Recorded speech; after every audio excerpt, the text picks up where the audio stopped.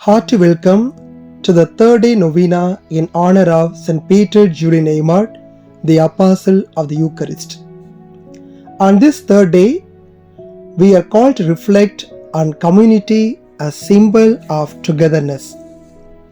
Our rule of life, number 5, states that our communities become places of prayer, reconciliation, and festive celebration, science and leaven of the unity, and concludes, to realize this ideal, we make profession of religious life according to this rule of life.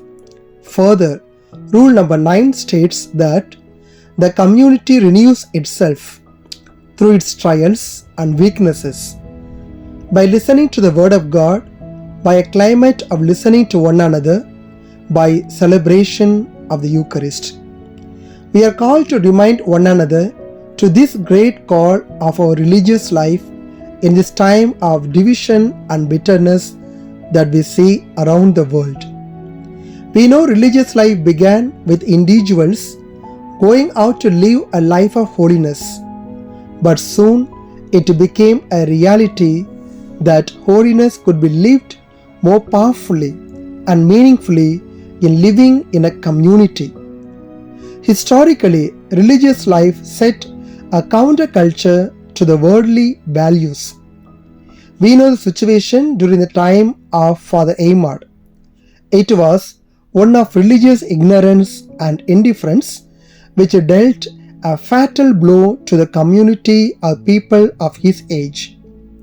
He looked for an answer to this situation, and that resulted in founding the Congregation of the Blessed Sacrament. He could have fought as an individual, but he thought of a community because it calls for a collective work and togetherness. The key element of community living is togetherness. To foster a sense of togetherness, our collective identity is very essential. Our collective identity is our charism. Each community should reflect the charism of the congregation. Merely sharing interests and activities is not enough if we want to reach the highest level of togetherness.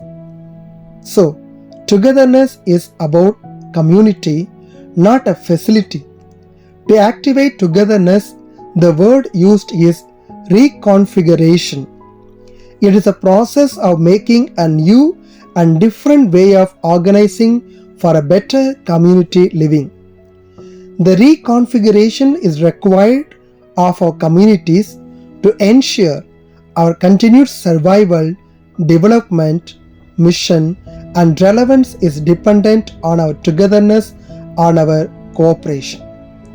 It calls for timely innovation to keep the community vibrant. Only an active community where people are totally engaged and committed to the responsibility given can move forward, but a stagnant one live in procrastination. Thus, an integral aspect of understanding community is understanding who identifies with the community and who does not know.